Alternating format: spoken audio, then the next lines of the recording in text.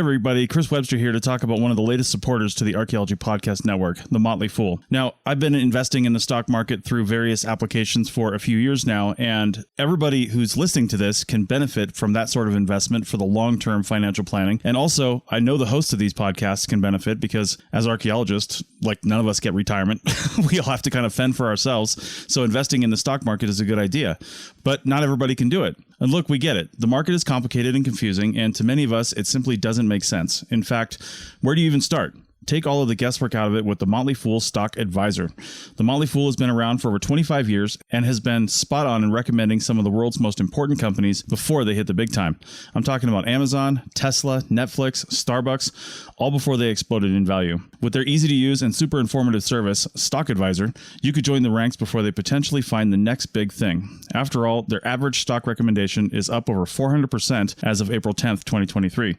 And no need to be intimidated by financial jargon or market complexities. As the name suggests, these guys don't take themselves too seriously. Now, finances, that's a different story. Their friendly and relaxed approach has helped over 700,000 people move closer to financial independence, all while beating the market and having fun. New members can access Stock Advisor for only $89 for their first year, a full $110 off the full list price. Don't sit on the sidelines and think about what could have happened. Visit fool.com/APN to start your investing journey today. That's $110 discount off of $199 per year list price. Membership will renew annually at the then current list price. So again, check the link in the show notes of this episode. College Savings Iowa is now iSave 529, and it can do more than take your child to college. It's their passport to a bright future, because funds can be used for K-12 tuition, trade schools, graduate degrees, books, and everything they need to get anywhere they want to go. Register by September 30th at iowa529contest.com for a chance to win a $5,290 contribution. iSave 529, for every child, for any adventure. You're listening to the Archaeology Podcast Network. You're listening to the Great Plains Archaeology Podcast. Join me as we uncover the rich histories of North America's Great Plains, exploring the latest archaeological discoveries and past cultures that shape this storied region. Welcome to the podcast.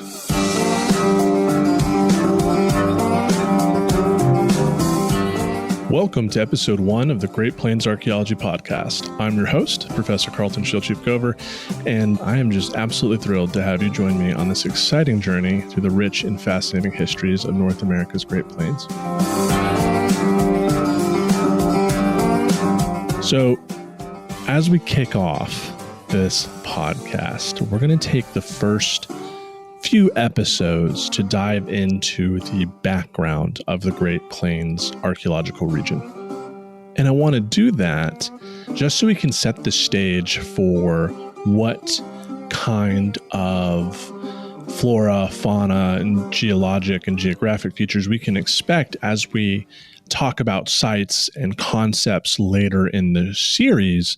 We will always have these episodes up front that you can go back to maybe more familiarize yourself with some of the larger things going on, right? So we're going to have to bear with it together as we, navigate this show. And I do want to mention there's the audio portion of this podcast available wherever you guys get your podcasts at, as well as, the Archaeology Podcast Network. Additionally, there is a video component to this podcast, which is available on the Archaeology Podcast Network channel on YouTube.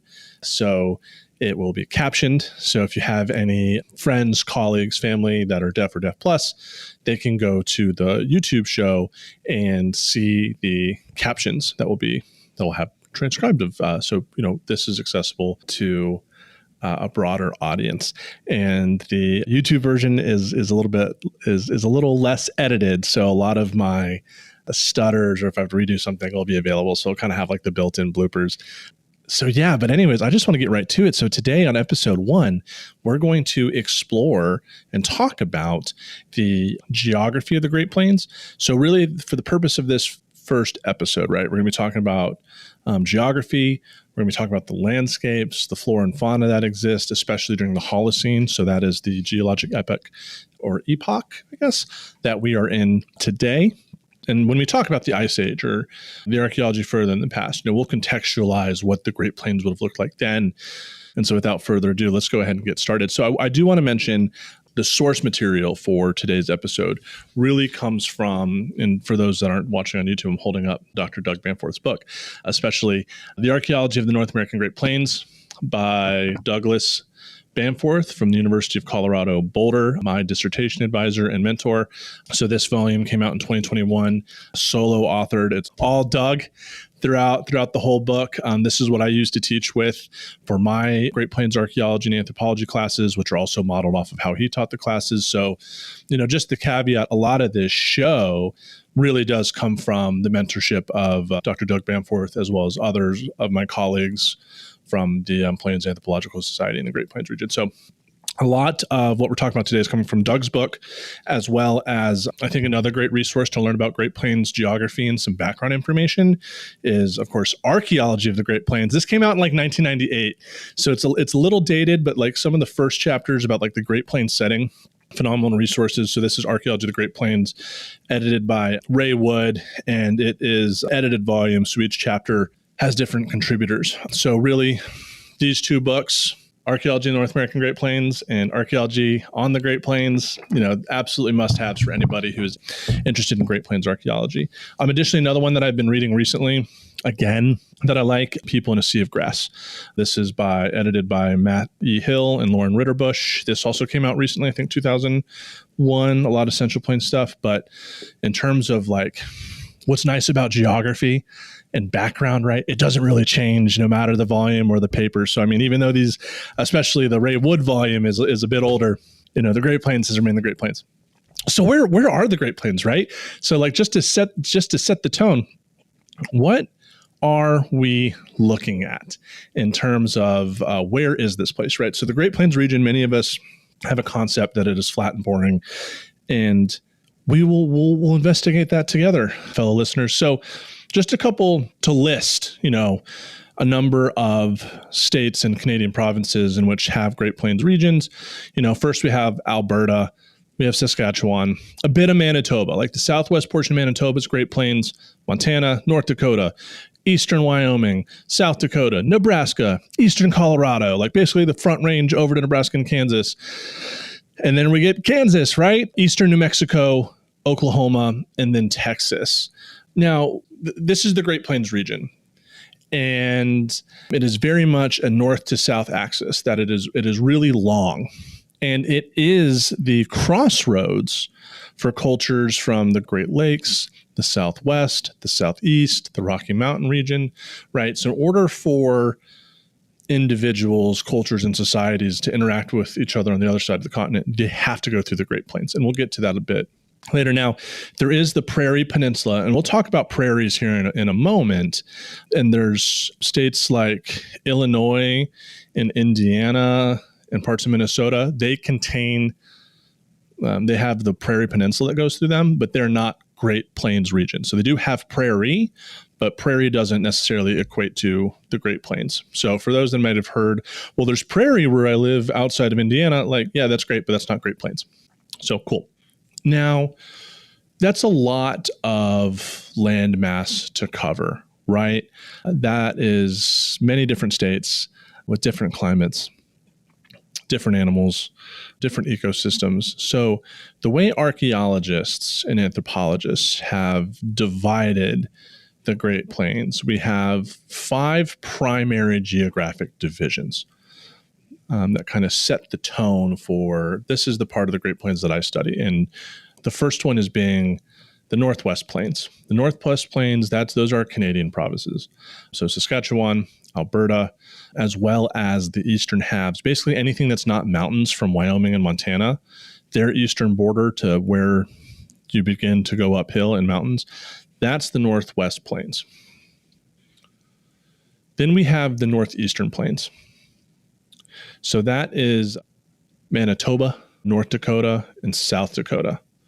All right, so that's our Northeastern Plains subregion. So the entire states of North Dakota, South Dakota, and then basically up to Winnipeg in Canada, that area, and southeastern Saskatchewan. Then we have the Central Plains. Through this podcast, right, I'm a Central Plains archaeologist. I will talk a lot about the Central Plains in this show. In the Central Plains, this is Nebraska, Kansas, eastern Colorado, basically Denver to Nebraska and Kansas. We also get northwestern Missouri and western Iowa in this region, just on the opposite side of the Missouri River from Nebraska and Kansas. This gets captured into the Central Plains region. Then we have the Southern Plains, and Southern Plains is Oklahoma, Texas, and eastern New Mexico. That is our Southern Plains region. And if you're following along and catching on, I've already named like all the states and regions, and we've only got 4 geographic divisions, right? So what's the fifth? And the fifth is very specific. It's like a sub-region within the Northern Plains, and that is what we call the Middle Missouri region. So this is archaeology along the Missouri River in North and South Dakota. So basically, once the Missouri River hits Sioux City, Iowa, the Middle Missouri region ends. So a lot of stuff happens in this region in North and South Dakota along the Missouri River, which really kind of demanded it having its own subset. Because what's going on in the Missouri River up here in this region, in this northeast region of the plains, is very different from what's going on outside of there, that the Middle Missouri has its own region within the Great Plains. So yeah, those are regions. So throughout this show, right, we're going to talk about, when we talk about sites, I will say, oh yeah, so this is in this region of the Great Plains. And so now you have that concept of where we are. So, once again, we're just kind of doing the background. This is like week 1 of Archaeology of the Great Plains lecture, right? Where everyone's just getting settled in from coming back from break, coming into school for the first time. So we're setting the stage. So like I said, not every episode is going to be like this, but especially at the beginning of the show, as we get started, we're doing the background right now, everybody. Like the point of this is we're going to learn about the Great Plains together. And the Great Plains is known for being grassland, right? We think of the Great Plains as a sea of grass. But there is variation in Great Plains grasslands. So, when we talk about the grasslands and we talk about vegetation, the big thing is climate controls vegetation. And subsequently, vegetation controls animals, and more importantly, controls agricultural potential. So these are all very critical, right? Climate dictates vegetation, and vegetation dictates what animals can sustain themselves in a region. And then also subsequently, when humans bring agriculture, specifically like maize-based agriculture to the Great Plains, what's going to be most profitable to a maize-based economy. So the Great Plains not only is a crossroads in North American regions for people interacting and trading and exchanging ideas and goods with another, it's also the crossroads of many different kinds of climatic conditions. So like to the north, we have continental polar air, which is dry, cold and dry. Just to the south in Mexico, we have the continental tropic, which is hot and dry. To the east, we have maritime polar, which is cold, moist. So like a lot of different weather patterns that create the climate, right? That's what the climate is. They're all mixing here. So there's a lot of different environmental factors that are shaping the environment. And as such, the mean annual precipitation of this region is varied. It is wetter the more east you go on the Great Plains, specifically the more southeast you go, and you get less precipitation the more west you go, right? So think of the difference, like same time of year in July, do you want to be in eastern Kansas or do you want to be in eastern New Mexico? Right? Do you want to be in northern Montana or do you want to be in southwest Texas? Right? So because, we do have this longitude focus with the Great Plains, it is long north to south, it is longer than it is wide. The Great Plains is hot dog style. It's very susceptible to latitudes and changes in latitude. But there is substantial difference going east to west and west to east, right? Because the Great Plains on the west is bordered by the mountains. You are going up in elevation the further west you go. If you've ever taken a cross-country trip, you burn more gas going to Colorado, New Mexico, and Wyoming, Montana than you do coming back down towards the Missouri River or Mississippi because of that increase in elevation. So there's that east to west dynamic. And, we get seasonality in the Great Plains, right? And seasonality means you get more precipitation, more mean precipitation, average precipitation in warmer seasons, right? So like summer and spring. And with that, we're going to stop talking about rain, and we are going to take a quick break on episode 1 of the Great Plains Archaeology Podcast, and we'll be right back. And we're going to talk more about grass. We're going to talk about grass and animals. Exciting stuff, exhilarating stuff. So we'll be right back after these sweet, sweet messages from the Archaeology Podcast Network and its affiliates. Stay tuned. People are driven by the search for better. But when it comes to hiring, the best way to search for a candidate isn't to search at all. Don't search, match with Indeed. The hiring process can be slow and overwhelming. Simplify hiring with Indeed. Indeed is your matching and hiring platform. With over 350 million global monthly visitors according to Indeed data, and a matching engine that helps you find quality candidates fast. Ditch the busy work. Use Indeed for scheduling, screening, and messaging so you can connect with candidates faster. Join more than 3.5 million businesses worldwide that use Indeed to hire great talent fast. Listeners of this show will get a $75 sponsored job credit to get your jobs more visibility at Indeed.com/PODKATZ12. That's Indeed.com/PODKATZ12. Terms and conditions apply.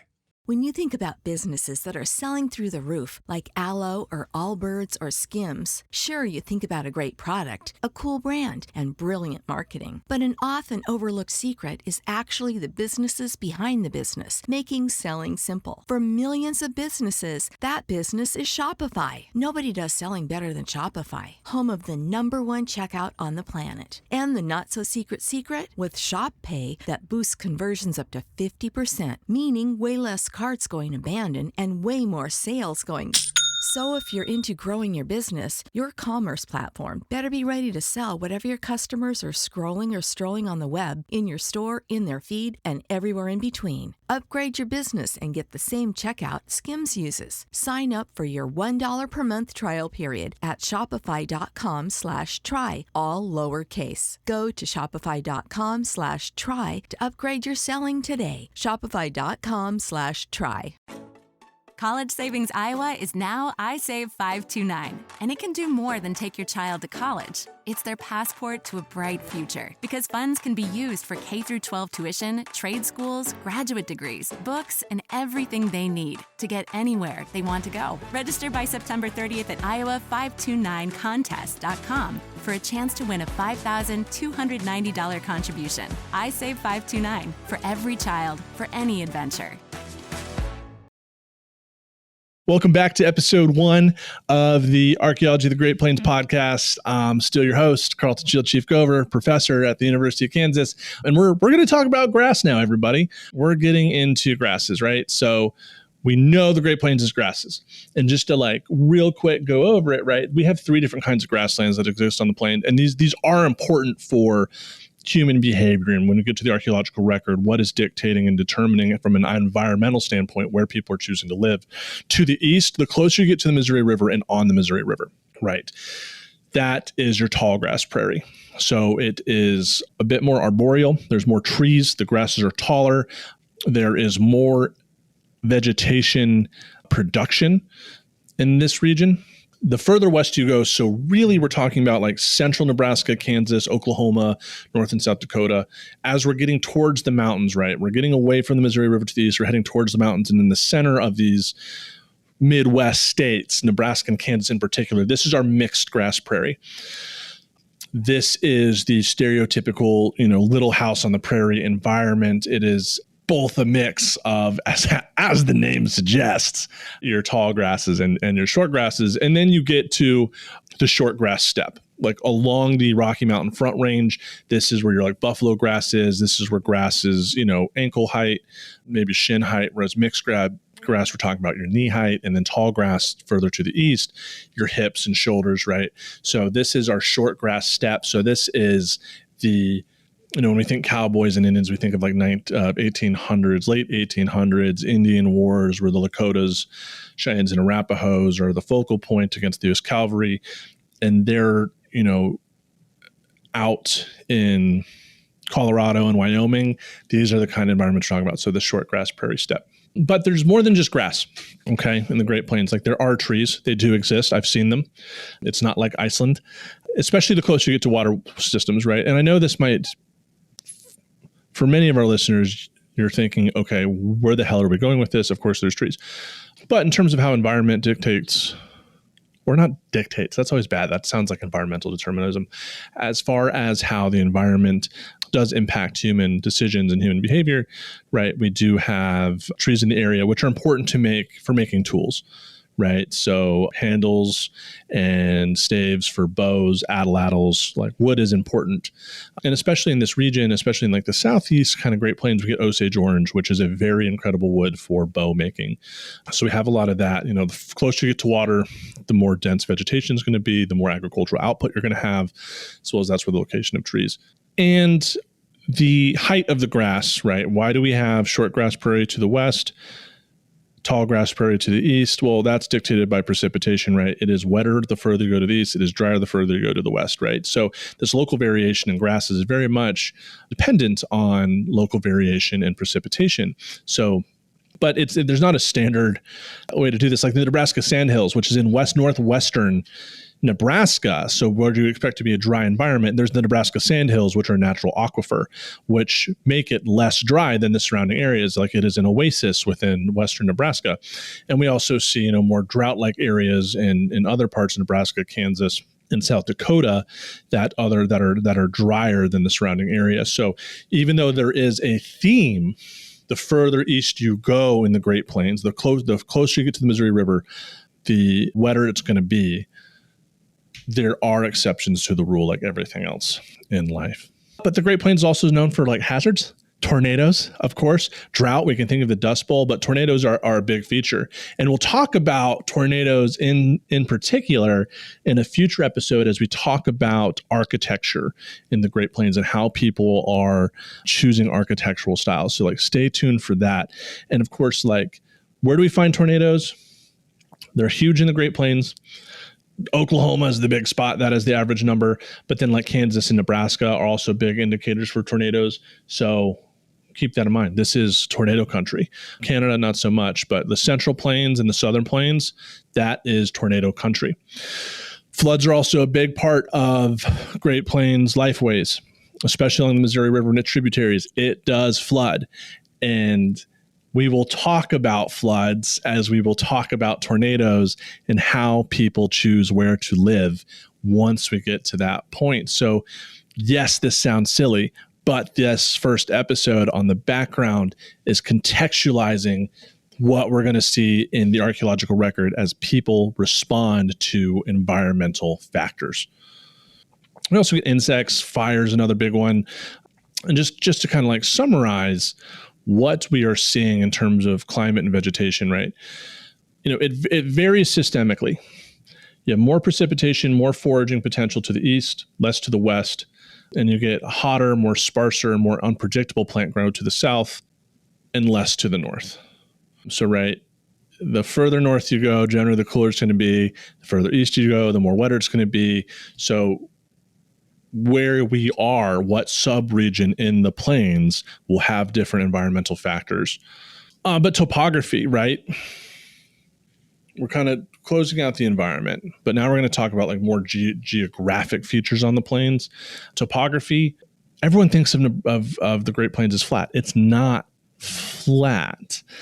It's dictated by negative erosion topography, right? So the topography on the Great Plains is very much driven by rivers. So, and they're hidden. That's the cool part is like, if you ever really walk the landscape, like canyons appear out of nowhere that you wouldn't see before. So like these river systems carving through the Great Plains are dictating the kind of topography that we have. And our major rivers on the plains, what are we talking about? And they'll come up a lot. We have the North Saskatchewan River. The Missouri is a huge one. The Platte, Nebraska, Republican in southern Nebraska, northern Kansas, the Smoky Hill in Kansas, the Arkansas in Kansas, and then it leads into Oklahoma. The Canadian River, which goes into the northern Texas and into Oklahoma, and the Red River, and the Pecos. Right. We also know the big part of these rivers, right? The Missouri is awesome and it's huge. In the plains in general, rivers are not necessarily deep, but they are wide. And in Nebraska, like the Loup, Republican, Niobrara, these rivers are filled with sand. Like you can go through some of Lewis and Clark's original journals, and they're just not navigable.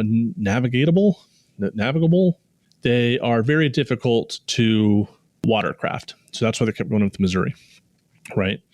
So even the rivers pose a challenge.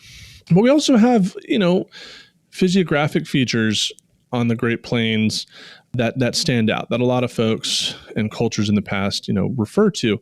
We have Cypress Hills in Canada, in the High Plains region, right up in western Nebraska, Kansas, and Texas. We have the Black Hills in South Dakota, the Bighorn Mountains in Wyoming, the Nebraska Sand Hills, which I mentioned before, the Flint Hills in Kansas, Llano Estacado in Texas, and the Arbuckle Mountains in Oklahoma. So we do have positive topography, right, in these areas. This place isn't just completely flat, and that kind of goes with when we look at the Bighorns or the Black Hills, that change in elevation, the topography, this positive topography, is creating environmental ecosystems that are unlike what's in the rest of the Great Plains. A lot more trees, it's a little bit wetter, and so there's access to different, environmental and animal resources that we have to keep in mind. And with that, right, another major thread or lines of thread that interweave into this tapestry of the Great Plains is locations and major sources of flakable stone. Like, where are people getting their raw materials to make tools out of? And there's a number of places on the Great Plains that become centers of human activity throughout, over 15,000 years people have been here. You get Knife River Flint from North Dakota.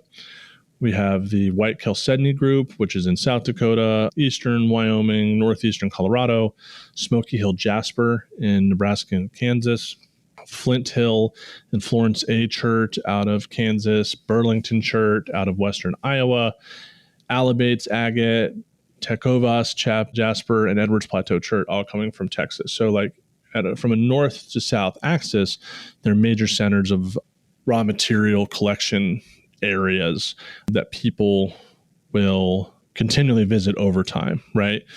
Even though we do have, limited positive topography on the Great Plains, there's still access to rocks that people need in order to make stone tools.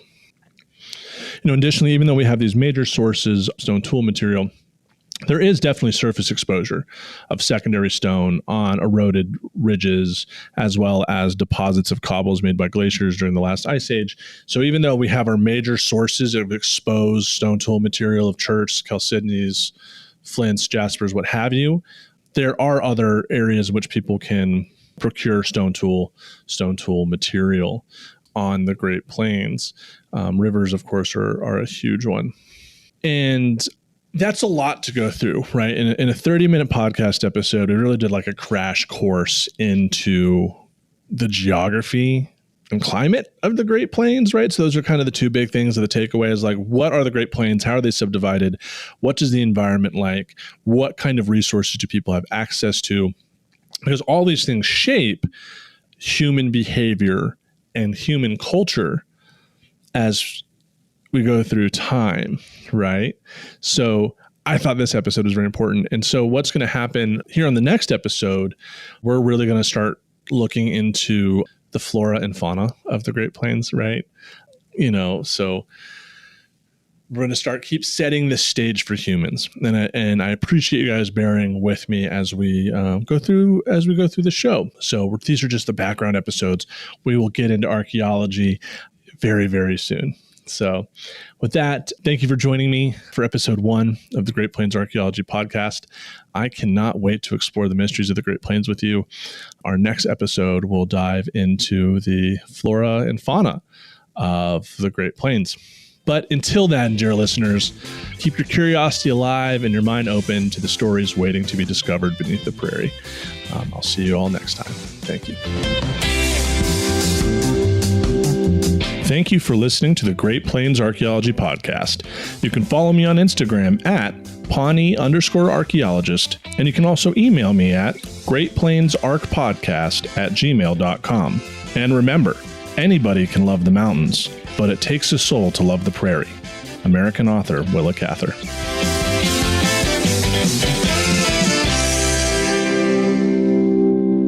This episode was produced by Chris Webster from his RV traveling the United States, Tristan Boyle in Scotland, DigTech LLC, Culturo Media, and the Archaeology Podcast Network, and was edited by Rachel Roden. This has been a presentation of the Archaeology Podcast Network. Visit us on the web for show notes and other podcasts at www.archpodnet.com. Contact us at chris@archaeologypodcastnetwork.com.